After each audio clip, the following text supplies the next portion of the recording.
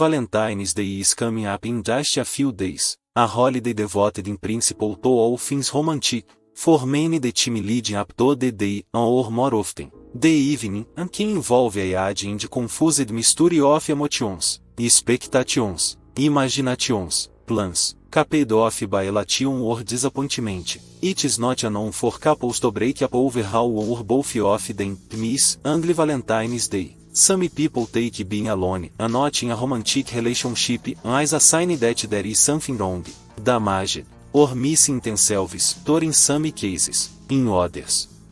What should contemporary Stoics make of Valentine's Day? That is interesting question by itself, but it depends upon and raises a number of other broader questions. What is the Stoics approach to relationships? Romantic and otherwise? What does ideal romantic relationship comprise or involve? How should a Stoics view sexual pleasure and desire, as well as other pleasures and desires infused by Eros? Is there a Stoics approach, or guidelines, for marriage ranging from old-fashioned courtship to late modern ou couplets, from flirtation to dating to committed relationships, and more? Valentine's Day offers us an excellent occasion to examine issues that really concern the interior. When we consider these issues, and bring in Stoic tastes and thinkers to help us think them through, cultural differences from classical antiquity to the late modern present become prominent. We can survey what Stoics had to say about erotic love and desire, relationships, the body, and sexuality, to which he plan to do here, at least in part. But a good bit of that is arguably depending upon taking cultural assumptions made by those ancient writers as constants of nature, that list the all human nature, and given the concerns of the present, there are understandably many gaps in the matters on which seus autores provide helpful advice or useful guidelines. Seneca das Nintendo smartphones or dating apps, for example, Epictetus didn't discuss blind dates or workplace romances. That is not to say, of course, that these classic Stoic thinkers don't have anything useful to contribute, or they brought into our present day, after they recovered from massive culture shock. These authors would likely have a lot to tell us, derived from the same basic principles and practices their works teach us, but adapted to new situations, conditions, and challenges. Love is one of those words that in English covers a vast range of meanings. It has become a commonplace, unspurred not least by C.S. Lewis de Furloves, but also by entire bookshelves of other popular literature pushing that point, and to claim that the ancient Greece rigorously distinguished between different sorts of love, denoting them by different names, and conceiving of them as having different bases. There is some truth to that, friendship, philia, is something distinguishable from erotic desire, eros, but anyone who reads around in the main discussions of love in ancient literature quickly realizes that matters are much more muddled than that, conceptually and linguistically speaking. Those supposedly entirely different types of love blend into each other, and even the same term might be used in multiple ways by the same author.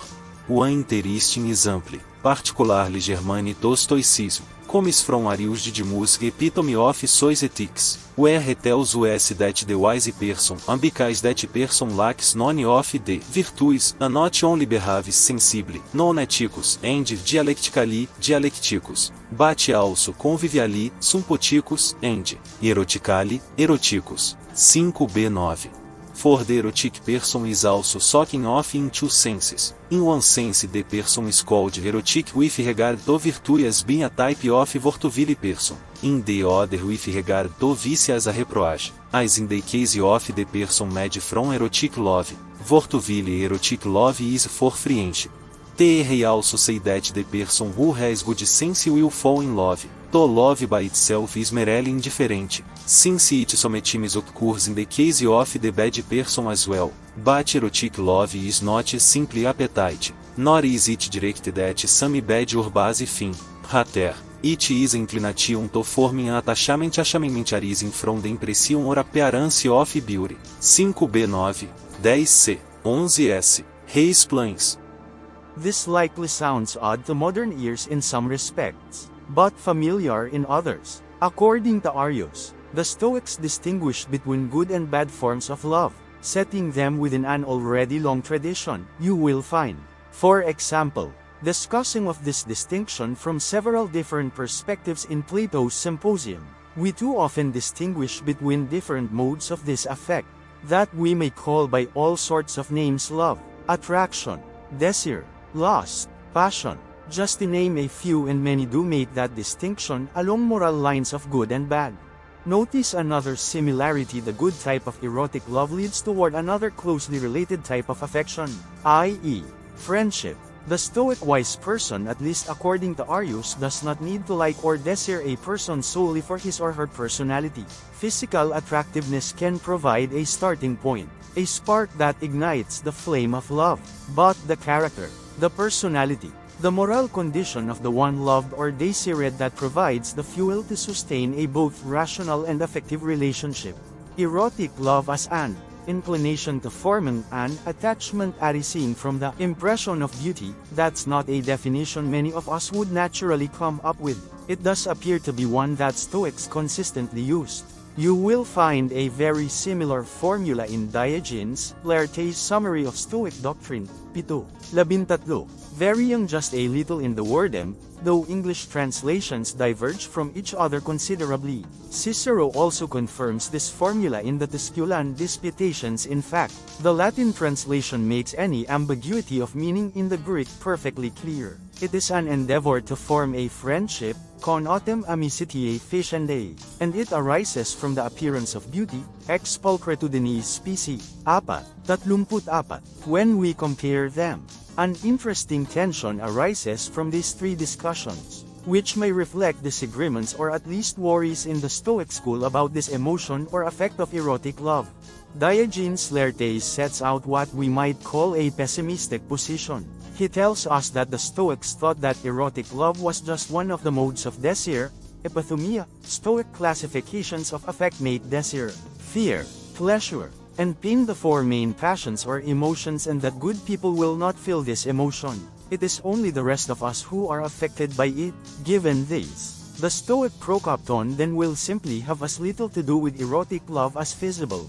Cicero expresses a more nuanced position. He affirms that the Stoics do think the wise person will be lovers, and presumably feel erotic love, and suggests that this love will be free from disquietude, from longing, from anxiety, from sighing, disentangled from all sorts of negative emotions and their characteristic signs, and thereby entirely distinct from the affect of lustfulness, libido. He considers this type of pure love rare, and says that most examples of love are really simply the passion of lust. Even many instances of love of friendship, amor amicitiae, are really infused with lust, 33.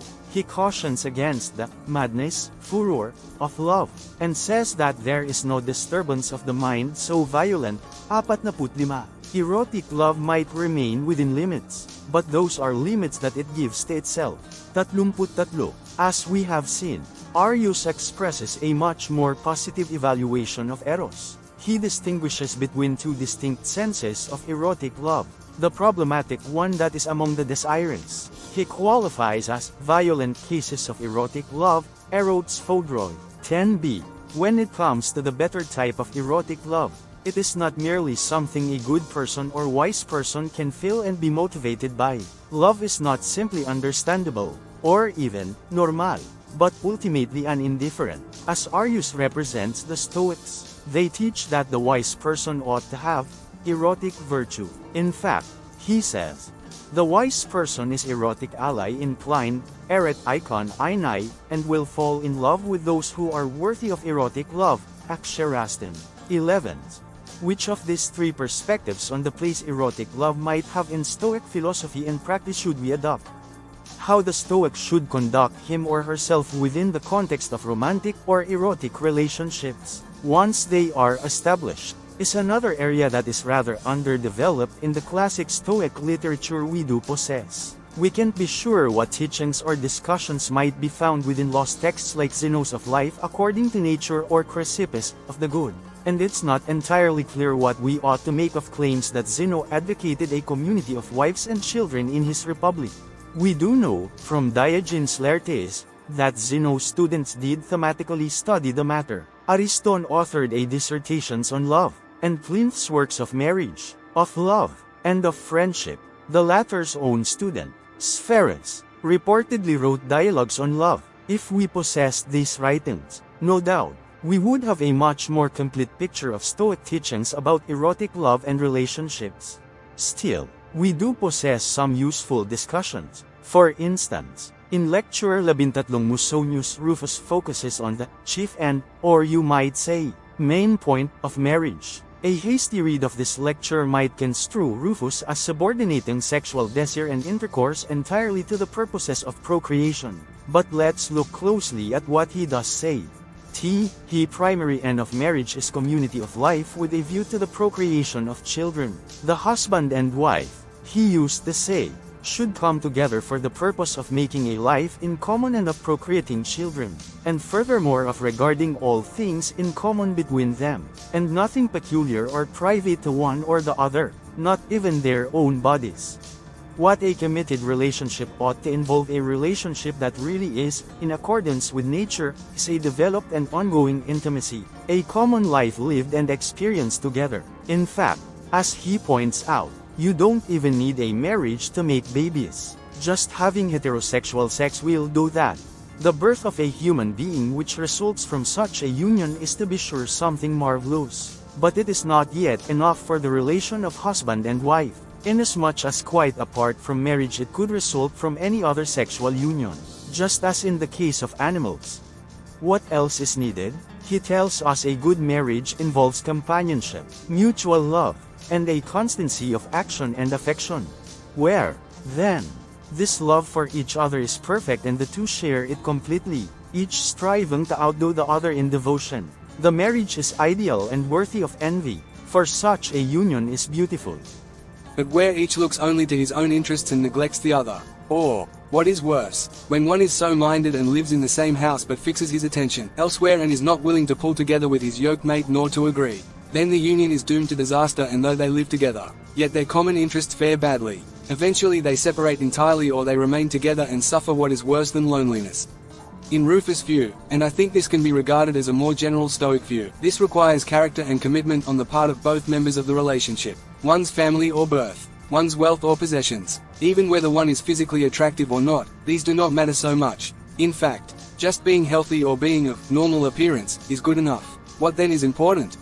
With respect to character or soul, one should expect that it be habituated to self-control and justice, and in a word, naturally disposed to virtue. These qualities should be present in both man and wife. For without sympathy of mind and character between husband and wife, what marriage can be good? What partnership advantageous? How could two human beings who are base have sympathy of spirit one with the other? Or how could one that is good be in harmony with one that is bad?